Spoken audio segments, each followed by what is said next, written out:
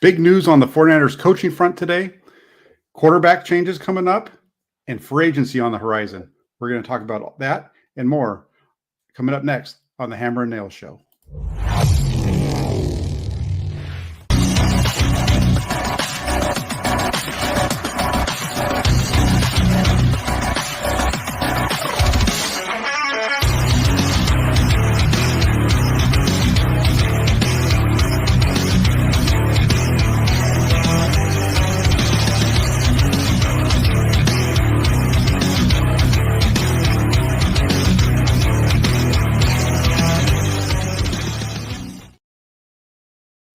Hello, Niner Faithful. This is Jack Hammer, and with me, as always, is Jessie Naylor. It is Tuesday night, which means it is time for the Hammer and Nayls Show.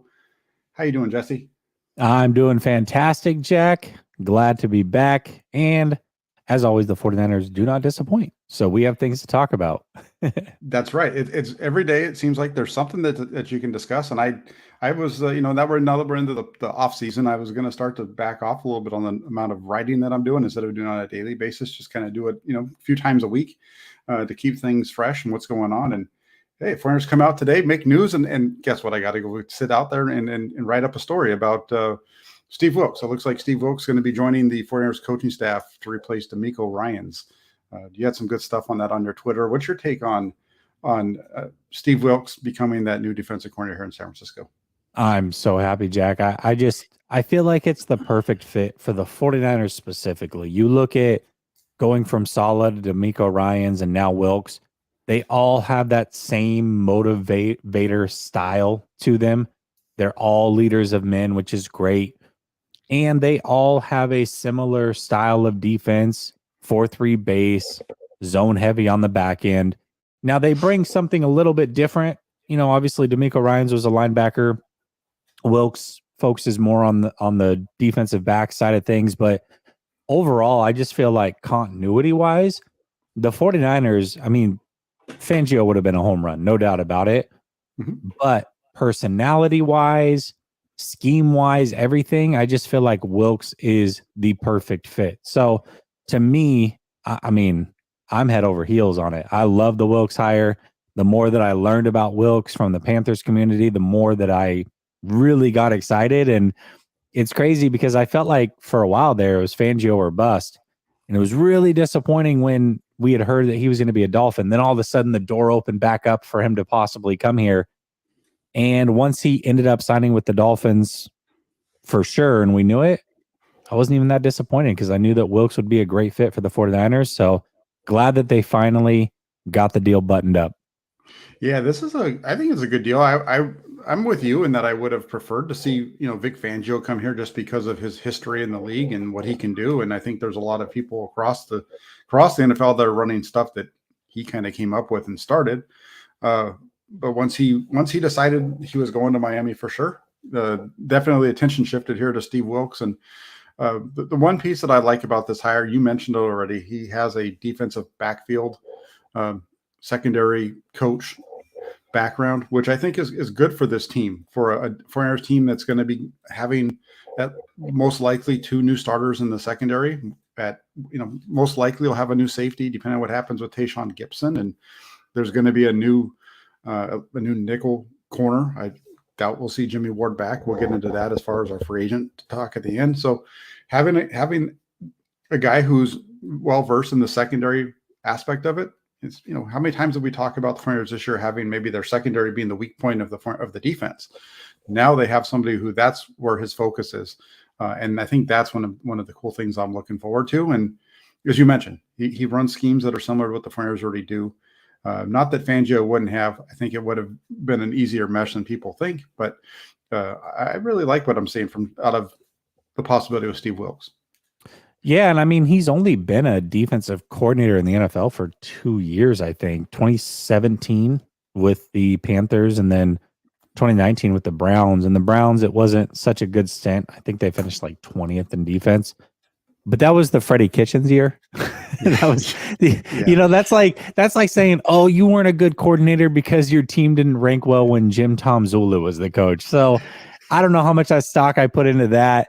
But the 2017 year, I think they rank 7th. So he has put up a good year with a defense and being a coordinator, and he has shown a lot of development of some pretty good secondary pieces over the years. So, the one that mainly comes to mind is Josh Norman. I mean, he was the big reason in that development, and got Josh Norman paid a stupid amount of money. So, and we saw it this year. I mean, the moment that they got rid of their coach and then he took over for them, the Panthers, dude, they started being competitive. I mean, they almost found a way to win that division. It was very, very close. Yeah, they went from 1-4 to 6-6. They were, right there at the end of the season. They had a big game against Tampa that they ended up losing, but they were right there to make the playoffs. And I think the other piece of it that is exciting is that he has experience as a coordinator. He has experience as a head coach in the NFL for a year and a half, a little bit more than a year and a half. And so this is the first time under Kyle Shanahan in San Francisco that we've seen them bring in a guy who has experience and has done it before. And I think that's going to be a good piece as it'll allow, I don't know how involved Kyle Shanahan was on the defense to begin with, but I think now with somebody who's established like Wilks, he can be maybe a little bit more hands-off and focus a little more on that offensive side if necessary. Yeah, absolutely. And it does. I mean, it sounds like he had his hands in quite a bit. Maybe that's just the way he coaches. Maybe that's not going to change, but I definitely trust Wilks. And like I said, to me, there's a clear archetype of defensive coordinators that they had when you go from Saleh to D'Amico to Wilks. It's just a motivator of men, all three of them. They coach with fire. They get the defensive players behind them, behind their scheme, behind who they are as people. And I just think it's a great fit in that manner. And, Fangio, again, great coach, but sometimes personalities don't fit. Maybe his personality with Shanahan's wasn't a mesh, and that's why we saw him eventually leave the building. I would assume that a lot of that was on the 49ers side because Fangio held off on going to Miami, almost like he was waiting for this spot, and they let him out of the building. I think that tells me that maybe Shanahan preferred to go in a different direction potentially. Yeah, there could have been. Who knows how the discussions went down? Who knows exactly what the final decision was for Fangio to make the decision that he made to go to Miami. Could have been financial. Could have been scheme. Who knows exactly what it was? It hasn't really come out yet. The other thing too with this is you get Steve Wilks, and the other good news came out last night. Actually, while I was on doing a show was. Chris Kosarick staying with the 49ers. There had been some discussion of him heading out to Houston to possibly be the defense coordinator out there, which would have been a change considering he'd never mentioned or he'd said he never saw himself in that role. He always saw himself as a defensive line coach moving forward. Good news there. Chris Kosarick stays. Your thoughts? I think that's fantastic news. I really thought he was gone because Houston, out of all teams, could offer him something that nobody else could. We had heard he didn't want to be a defensive coordinator. Now all of a sudden he's interested in the Houston job. Well, if he doesn't actually want to be a defensive coordinator, but he wants to get paid like one, Houston would have been a perfect fit because we know D'Amico Ryan's going to call the plays. So D'Amico could say, "Hey, listen, I think his wife's from Houston." So he'd be like, "Listen, your wife's from here, makes it easy, gets you guys closer to home. You don't want to be a defensive coordinator, but I can pay you like one. You just do what you've always done. I'm going to continue to call the plays. You don't have to worry about anything other than the defensive line anyways. You do that, and I'm going to pay you through the wazoo. So let's come over here. Let's do that." And that I really started to think, okay, I think that's probably why he's interested in this job all of a sudden. It makes a lot of sense. And I thought he was probably going to go and take it because the 49ers, if he truly doesn't want to be a defensive coordinator, well, sure, the 49ers could maybe pay him more, but if, he's close to home, he's got the title. I don't know. I really thought that there was a big possibility he was going to leave. And once we found out he was staying, I think that kind of solidified that Wilks was going to be the guy for sure. And I mean, I think we should be just as ecstatic about keeping him as we do in bringing on Wilks, to be honest with you. Yeah. No, it's cool. The one piece with Kosarick that I think is important, the reason why it's so important that they are able to keep him, is this is a defensive line that he always gets the most out of, but it's going to be a year of transition, I think, up there, down in that area. We'll see about, they just have so many free agents on that side of the ball at that spot. You don't have Samson Ebicom under contract. Drake Jackson, who knows what you're going to get off him? Second round pick from last year, wasn't even active over the end of the season, during the postseason, excuse me. And he was rarely playing during the regular season at the end of it. Interior, there's some guys moving on, and you're really going to need to lean on Kosteruk, I think, this season to really get the most out of those guys, depending on who they bring back and who they bring in. I think it's because they're not going to go out and break the bank for defensive tackles and defensive ends. Yeah, I mean, I think that's a great point. And Kosteruk, we know, gets the best out of his guys. It is interesting because when you look at this team going into next year, I mean, we know linebacker position is position of strength anytime you have Greenlaw and Fred Warner, but the defensive line, for as many resources as they've put into it over the last, since Shanahan's been here, really, it's kind of the weak point of the defense. I mean, we don't know necessarily if Mosley's coming back, but it seems like he might. And even if he doesn't, I mean, you've got a good foundation, it seems like, in Lenore, Ward, and Hafunga. You've got three good players back there that you can build around in the secondary. You move up to the linebackers, you've got Greenlaw and Fred Warner. Can't go wrong there. But then you get to that defensive line, it's like, okay, you've got Armstead, you've got Bosa. Who else? And it's been a while since we've been able to say that. I mean, because they have poured so many resources into that defensive line. Now it's like, okay, believe it or not, that might be the weakness of this defense going into the offseason. So they've got to retool. They've got to do it on the cheap. And Kosteruk's the guy to get the most out of all of these players. So it is huge. Yeah. And also they have Javon Kinlaw. They have Javon Kinlaw there too. He's one of their starting defensive tackles. He is. Yeah, we'll see how that works out. And that's it's interesting. Then the other news in terms of the 49ers coaching staff is Corey Undland. He had been the secondary coach, defensive backs coach. He has a history of being a coordinator in the NFL. The 49ers did not renew his contract. It expired just recently. What are your thoughts on looks like the 49ers are going to be moving off of Undland? Yeah, I mean, somebody that has been a coordinator himself, you would think that maybe that was a mutual thing too, because he didn't even get a sniff at it. So it kind of shows you what their overall thoughts potentially are of him. And then, you bring in a guy like Wilks, who is a secondary guy himself. He probably is going to be more hands-on there. So the need to have a full-time secondary guy may not be a deal anymore. And if it is, he probably wants to bring in his own guy. So, yeah, I mean, I don't know. I don't want to say it's not a big loss. I think anytime you have turnover on the coaching staff, it's never your favorite thing in the world, but kind of makes sense that he's not sticking around. Yeah, it's a loss because he's been here for a couple of years, good runs, and there's been some good improvement along. Some of those guys have done well. Talon Hufanga goes from a mid-round rookie draft pick to an All-Pro in his first year as a starter. The improvement we saw from Diamond Lenore this year. Last year, he had to get Ambry Thomas up to speed to start. That was just a mess last year in the secondary for most of the year. So, he did a pretty good job. But I think the bigger point is what you said, is that you bring in Wilks. Wilks has a history of working with the DBs. Should make that transition a little bit easier, although I don't think as a coordinator you're going to work specifically with an area, but he will have that ability to step in and help out whoever they do hire to be that new secondary coach moving forward. Yeah, definitely. I mean, it's his area of expertise for sure. So, and I think their safeties coach, their assistant defensive back coach, his name slips me right now, but I was doing a lot of research into him. I think he's actually really good too. So as long as he sticks around, I think they'll be pretty good there. Yeah, they have depth.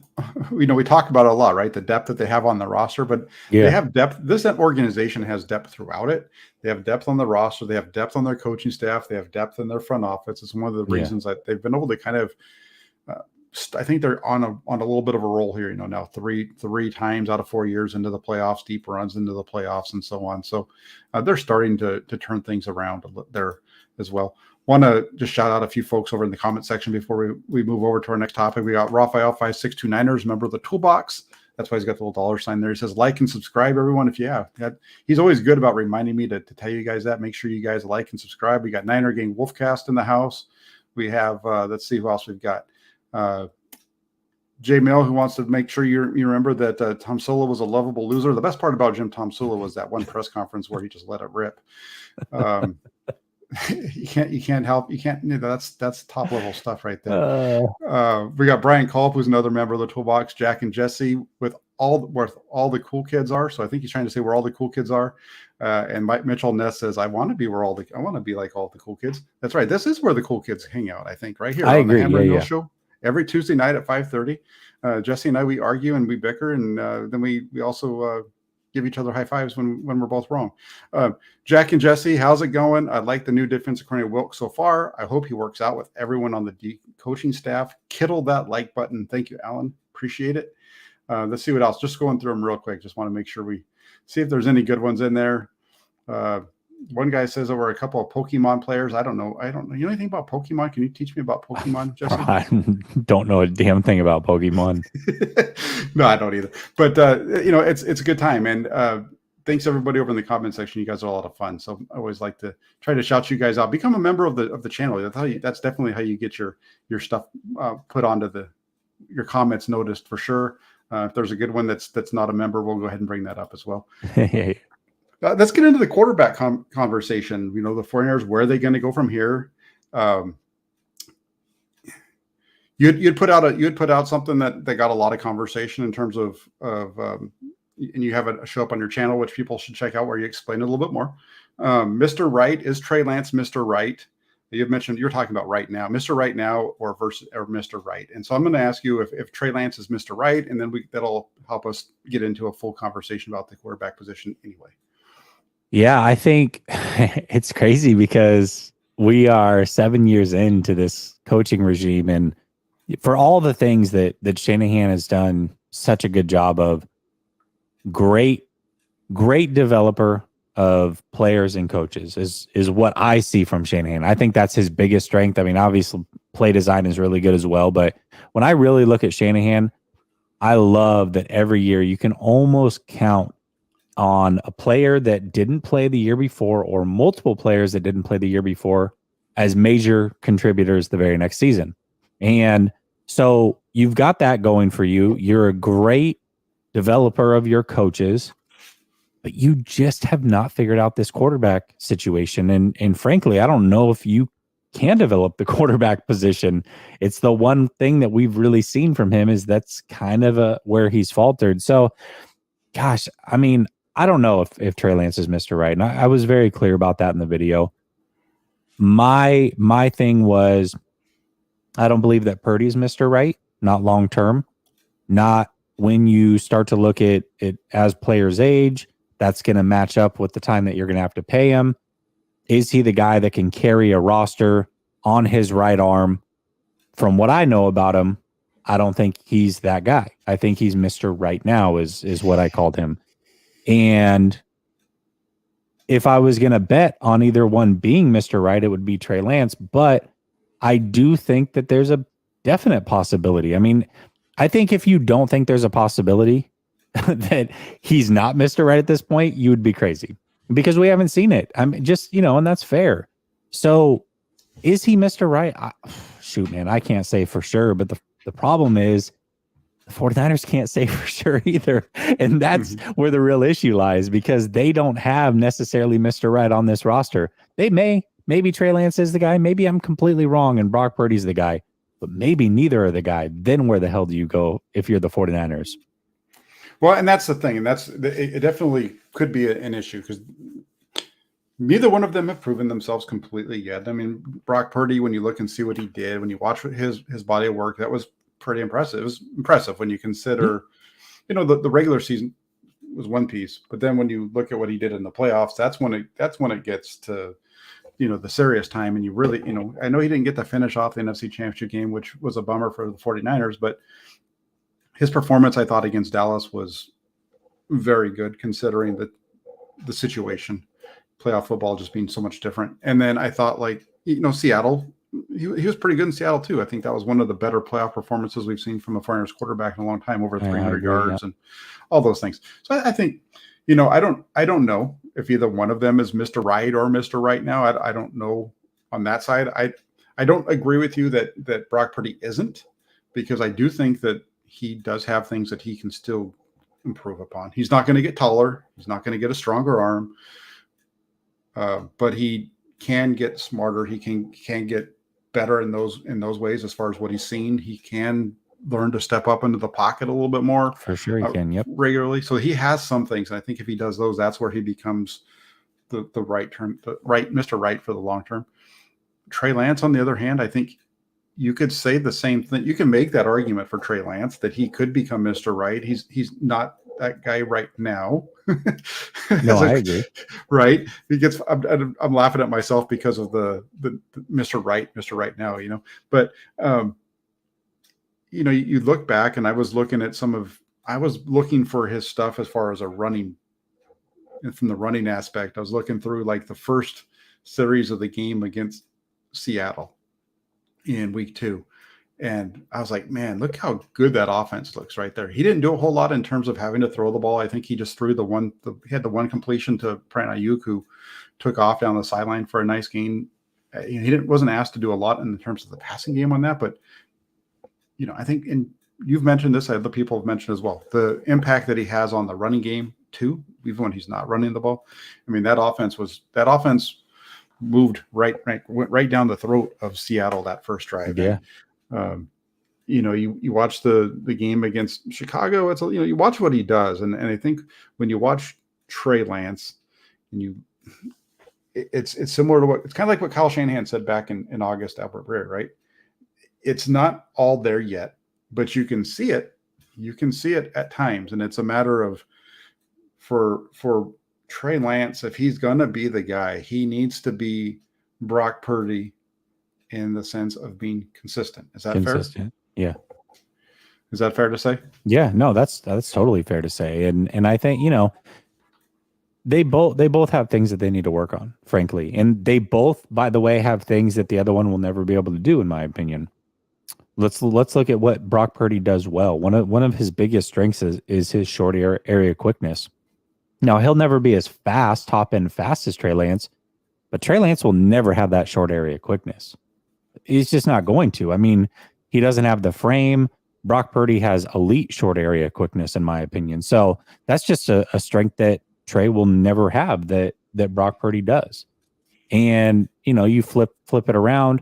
Brock's probably never going to be fully as fast as Trey. He's never going to have the arm strength that Trey does. But, there are things that they both need to work on. Brock Purdy needs to step up in the pocket, as you talked about. Trey Lance needs to be more consistent. I think Trey, for me, my biggest issue with Trey, and the thing that he needs to work on most, which coincidentally will come with reps if he's going to figure it out ever, is he needs to trust what he's seeing. It's funny because people confuse him with saying, they try to make him sound like he's dumb, and that's what irritates me is when people talk about, you can't make any reads, you can't read the field. It's like, okay, that's simply just not true. He's not trusting what he's seeing. When you watch him on film, he goes through his progressions. There's no doubt about it. He knows what he's looking at. He's going through his progressions, but you see a lot of like getting ready to throw and then keep it, or pump fake, and then all of a sudden now he's got to tuck it to run. He's just not trusting what he's seeing. He sees it. He goes through the progressions, but he doesn't trust it all the time. And I think that's his biggest area of opportunity for me. And, that comes with playing. If he's ever going to be able to do it, he's not going to be able to do it by just watching somebody else do it. He's going to have to play to work through that and trust what he's able to see. So I agree. I think there are things that both of them can improve on and will improve on over time. There are things that each have that the other one will never have. And, at that point, you just got to hope that one of these guys is Mr. Right long-term, really is what it comes down to. Yeah. Yeah. And the other part, I agree with you. That's one of the things that I've said going back to last year. I actually even going back to his some of the stuff that I saw of him when he was at North Dakota State is that eyes. He guys are open. I think he sees them, but then he's like second guesses himself. Like, Mhm. there's one play in particular in the national championship game where he has a guy run down the seam and he wants to throw it and then he pulls it back and he takes off scrambling. We Yep. saw that we saw a few examples of that here with the 49ers in Yeah. his rookie year, in that first start or second start, first home start against Houston. We saw it against Chicago in a couple of examples. It just pops up, and I think that is the biggest of all of them when we talk about the consistency. I think that's one of that falls under that category of consistency, is trusting what you're seeing and letting it go every time.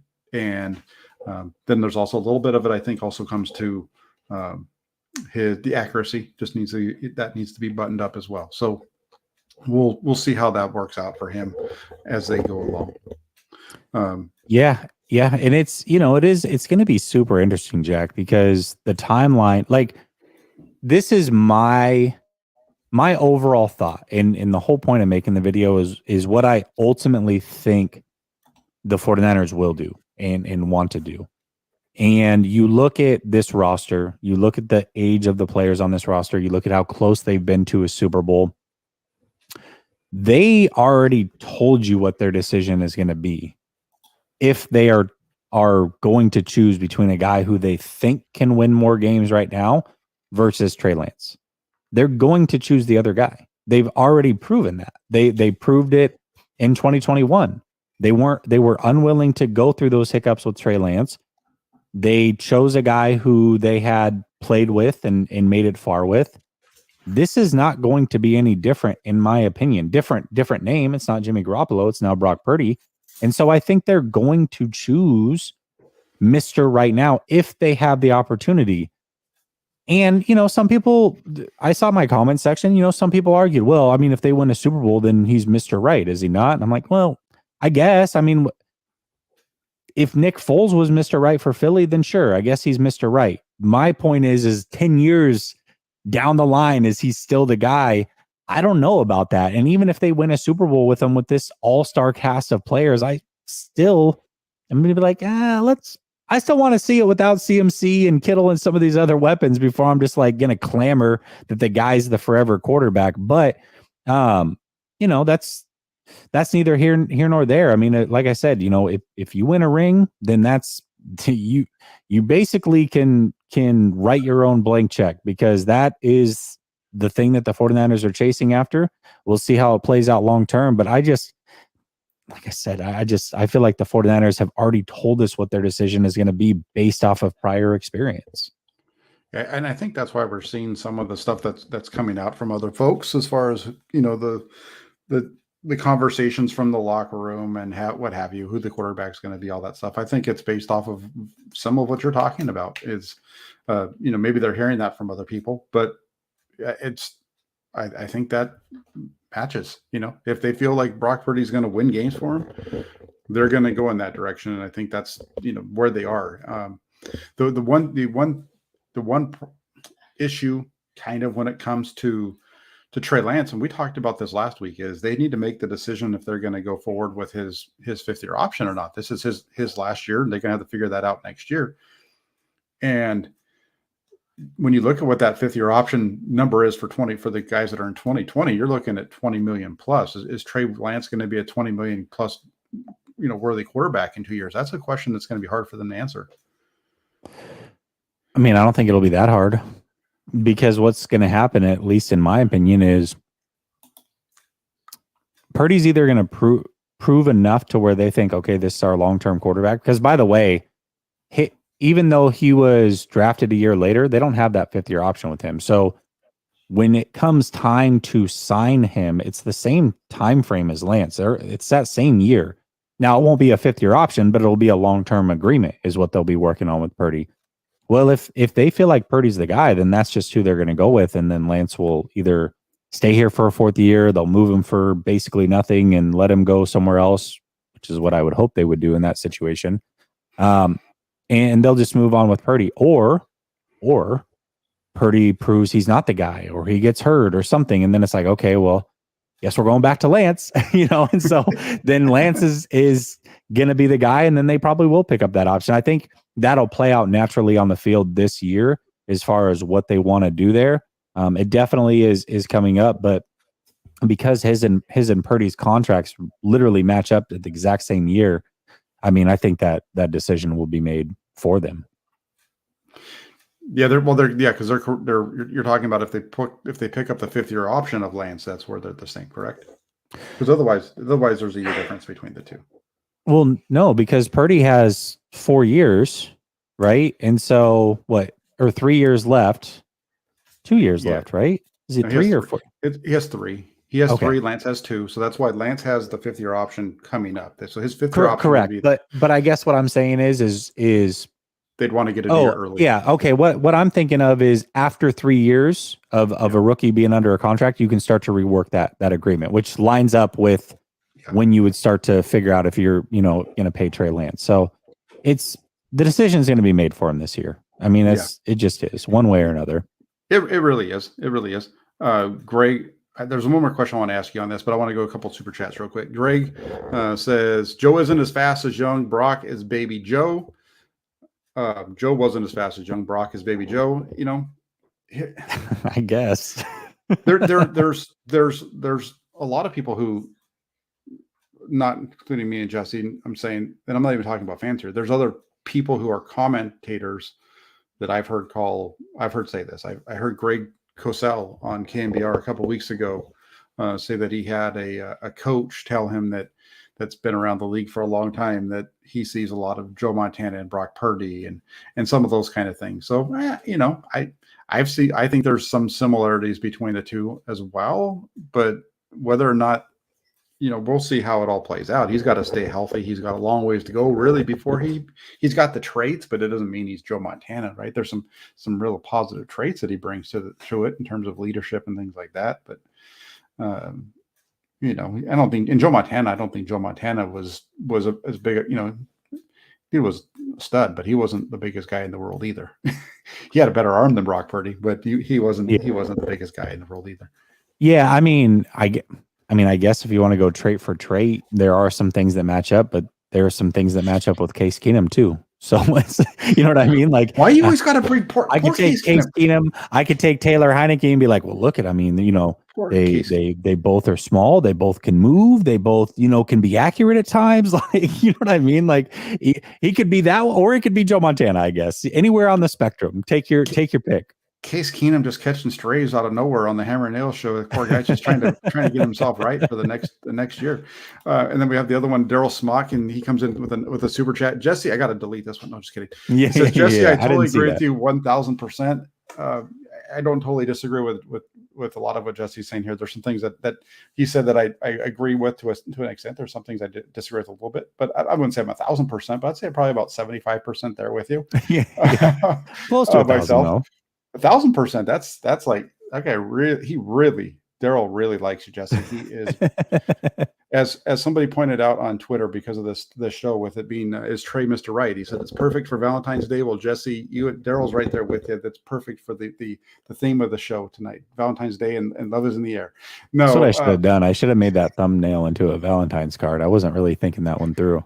See, I don't have the chops to make it look like that. So if I need something fancy, I go to you because you're the one that has the creativity. Let me ask you one other question, and we didn't prep for this, but I wanted to ask you this because I saw it I kind of saw it in your thread about the Mr. Right now. You had talked about it's part of being Mr. Right, being able to carry the team. For me, it is. For me, it is. Yes, yeah. I think so, because especially in today's day and age, it's a little bit different than what it was in the past. With quarterback salary numbers being as high as they are at this point, you really have to be able to carry a team, because once you start getting paid, that roster starts getting stripped down. And if that roster gets stripped down, you have to be able to carry a roster long term. That's just the way that it is. Otherwise, Dak Prescott, I think, is a really good example of this. I don't think Dak Prescott's a bad player, and people misunderstand me when I'm like, well, Dak Prescott's not necessarily Mr. Right. Well, how can you say that? He's a top 10, top 12 quarterback. I'm like, I agree with that, but that doesn't make him Mr. Right, because he cannot carry a team to a Super Bowl. That is not who Dak Prescott is. Now, there are not many of those guys. I understand that. I completely understand that. But if you don't have one of those guys, you shouldn't pay one of those guys that are not it. You shouldn't pay the Kirk Cousins. You shouldn't pay the Dak Prescotts, the Ryan Tannehills. Those guys don't deserve to be paid that big number, even though they're going to routinely get it because they're the next guy up. You're not Mr. Right if you can't play under that number and carry a team, because you're never going to win a Super Bowl with those guys unless, I mean, everything would have to be perfect. You would have to get, I mean, so many different things would have to go right for that to happen. It's just so slim to none in today's day and age, more so than ever, because of how much those quarterbacks are being paid. So yeah, for me in today's game, yes, to be Mr. Right, you have to be able to carry a team.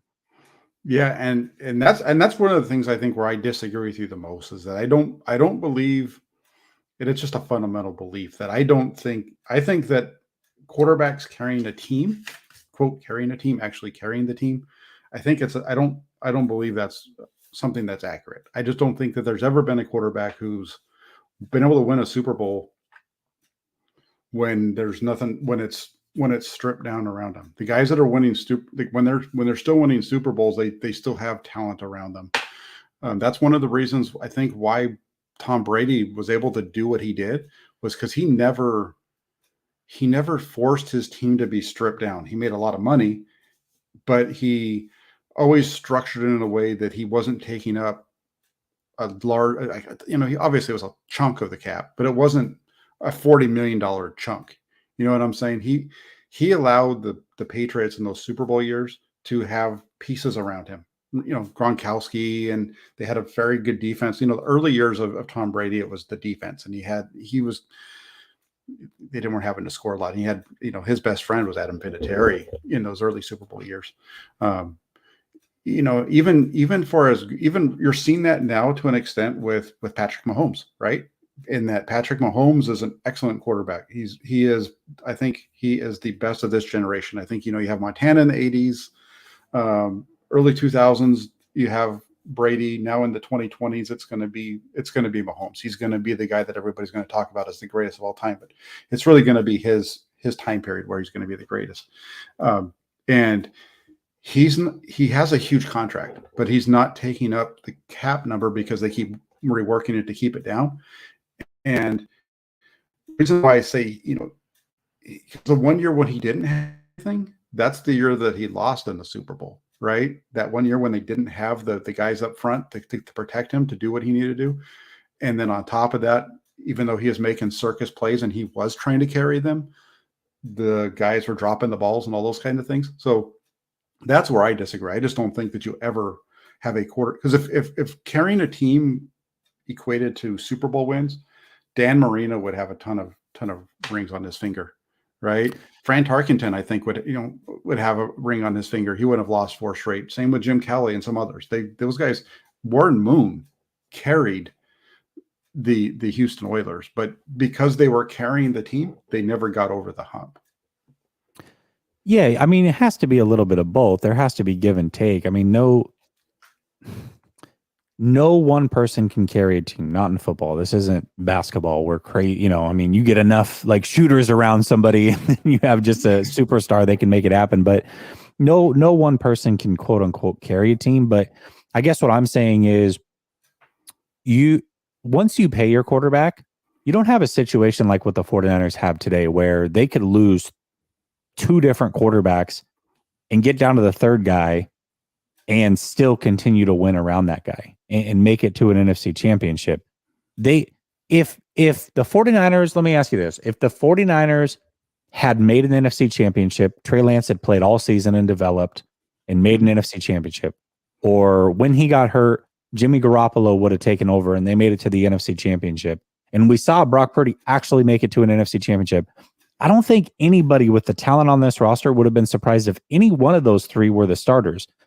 You don't have talent around you like that when you start to strip away because you're paying a guy so much. So it's not that you have to be like the only reason you make it. I mean, obviously you have to have a team around you. I think you look at Herbert's a great example of that right now. I mean, phenomenal player, but dude, the coaching has shot him in the foot, and the injuries have shot him in the foot.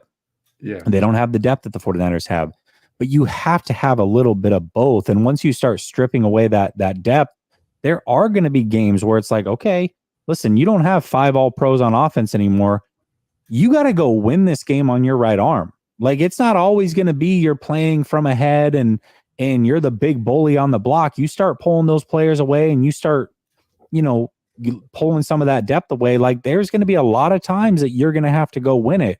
And not every quarterback in the league is bred to do that on a game in and game out basis. There's not many of those guys. And so I'm personally just not paying a guy $50 million a year or whatever the cap's going to be then, who can't do that on a consistent basis and hasn't proven to be that. And, listen, like I said, I may be wrong about Brock Purdy.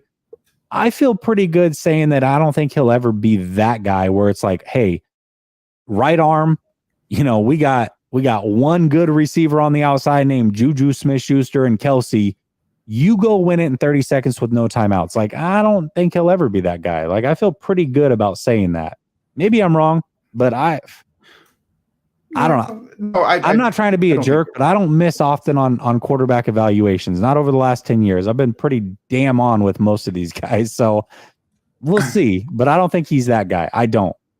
And that's okay. This part of it wasn't about anybody on the 49ers. It's just I know it wasn't. I know it wasn't. Yeah, and I just wanted to kind of bring it back around because it is a 49ers show. Yeah, no, absolutely. And we got a couple of super chats that we're going to hit on real quick.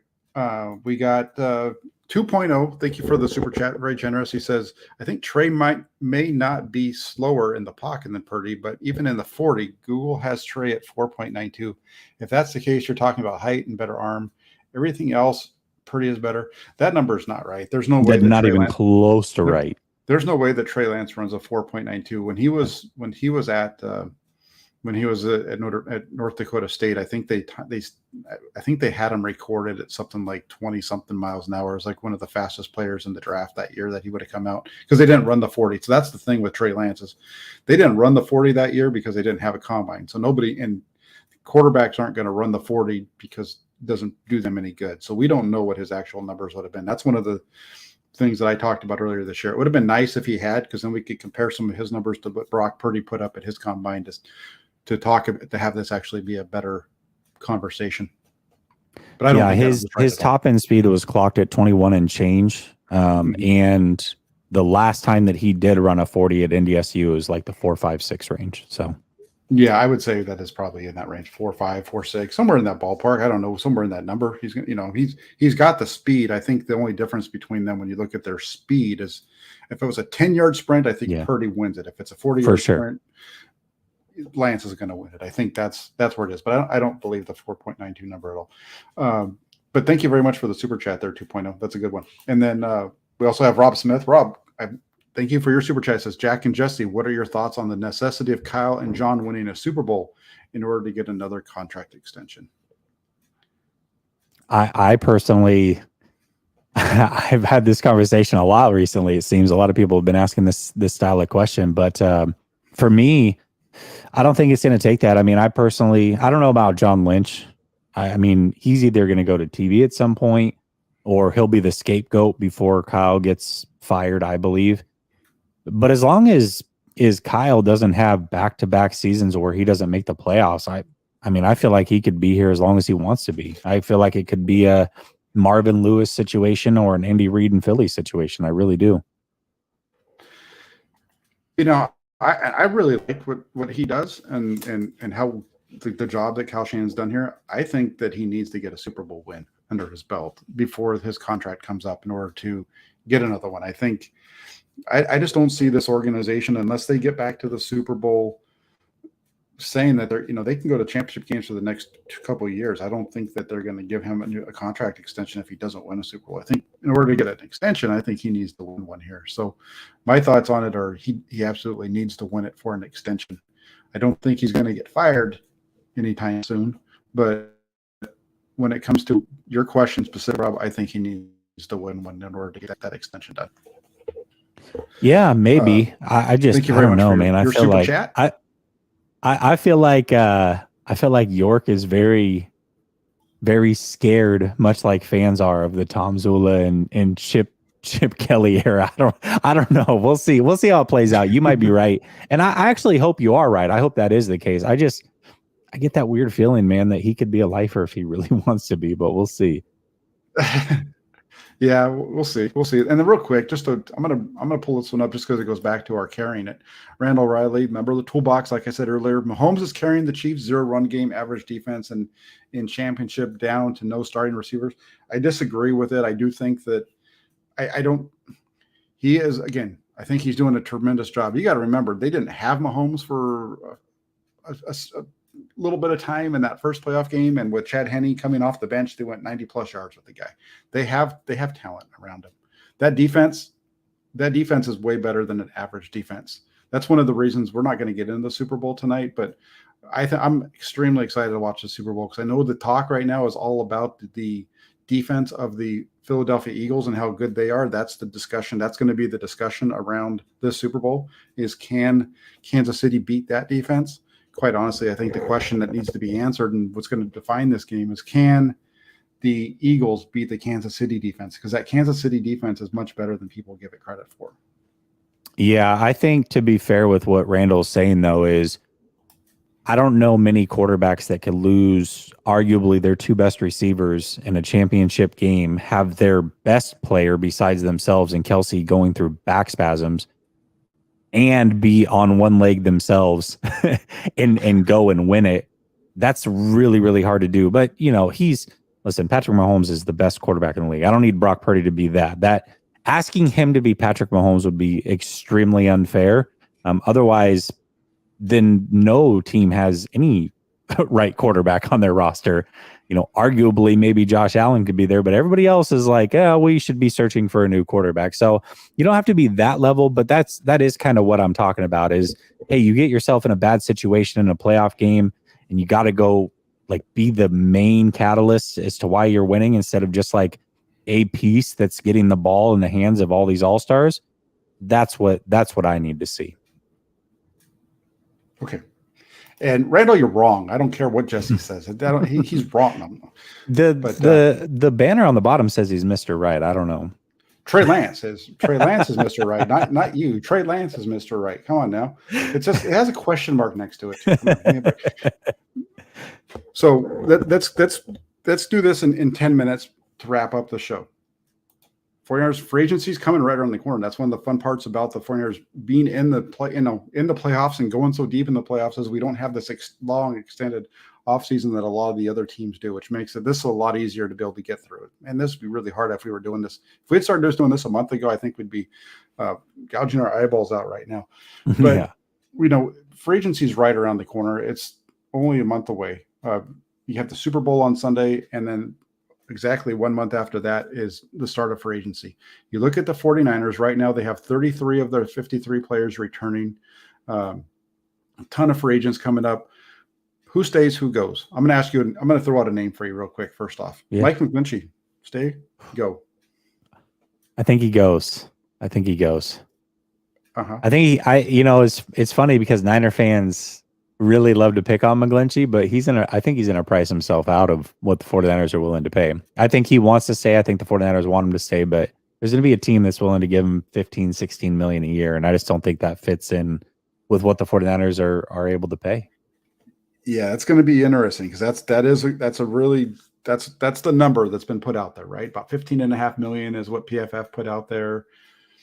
And I think the 49ers are going to miss him. If they let him go, I think they might be okay without him, but I think they're a better team with him. You know what I'm saying? I just, and it's where it gets interesting. 15.5 million. If you do that on a 4-year deal, he's actually would cost you less going into next year than he did this year.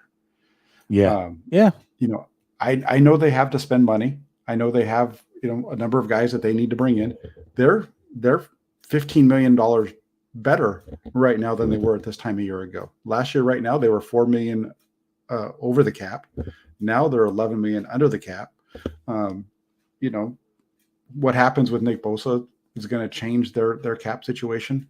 I highly doubt Christian McCaffrey is going to go into this next season at $12 million on his cap hit, especially when you look at the fact that almost all of his cap number is based on salary, they can save almost $8 million with him. It's about closer to 7.4.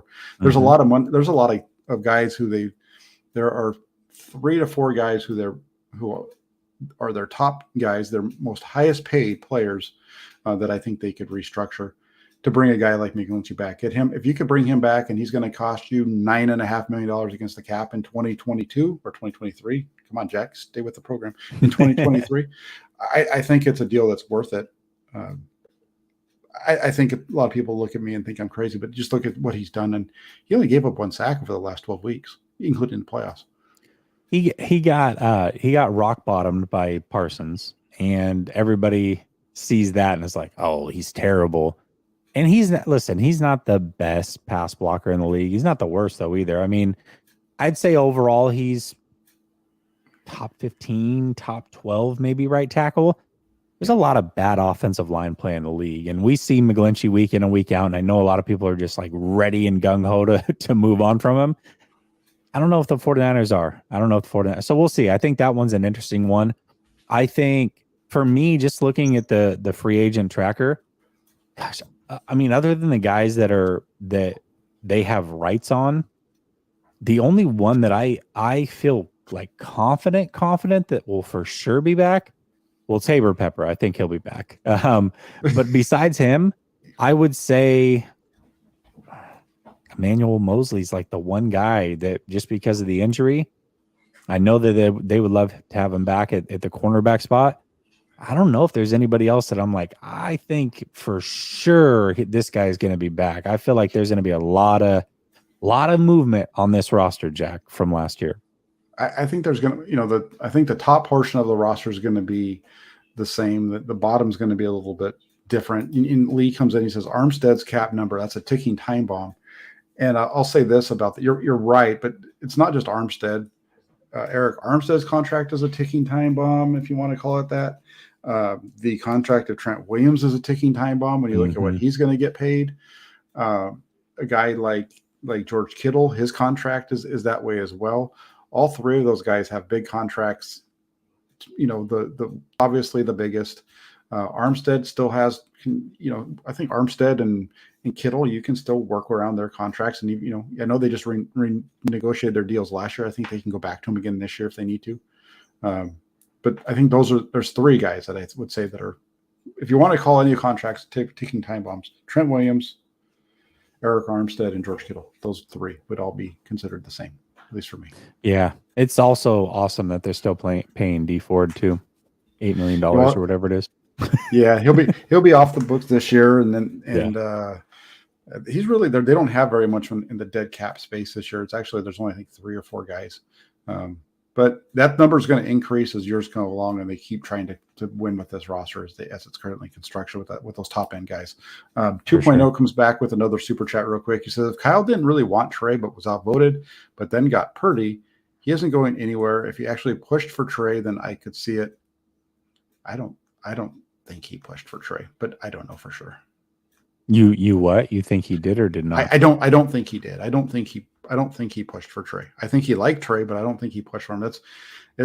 Maybe he did, and maybe John Lynch was the guy who really wanted Mac Jones, and that's why he was talking about Kyle drawing up plays on the plane after seeing Mac Jones, instead of Trey Lance, and he's talking about he's drawing up plays for Trey Lance after seeing another quarterback. Who knows? That whole thing's a weird conversation. Yeah, I personally get the feeling that that's the way that it was, but I mean, we'll never know. But I feel like Lynch was the Mac Jones guy. he's the Mac Daddy, right? Okay, really quick, give me some other names that you think are going to be staying. We look at the guys real quick. Let's get into these. Let me give you these 4. You got Jawan Jennings, Kevin Givens, Colton McKivitz, Demetrius Flanagan-Fowles. Those are the only guys on their roster that they have rights to. First rights. Jennings, he's going to be back. He's an exclusive rights free agent, $940,000. Yep. That's an easy one. But then you've got Kevin Givens, Colton McKivitz, Demetrius Flanagan-Fowles. How do you see those 3 playing out? I actually think that all 3 of those guys will come back. I don't think they're going to get a big dollar amount somewhere else. I think that they are like the perfect depth pieces for this team, especially because Azeez is not going to be back. So Fowles now becomes more important, but he's not a big name, so he's not going to get a ton of money. Givens is a rotational guy, but he's a guy that the 49ers certainly would love to bring back. I think, some uncertainty there at defensive tackle. I think he brings a little bit of certainty. And then McKivitz is a guy that they've relied on, to play that tackle spot in a pinch. And so I think he'll be back as well. I just think that all three of those are really good, kind of important depth pieces that aren't going to get paid a lot and enough for them to be able to have them stick around.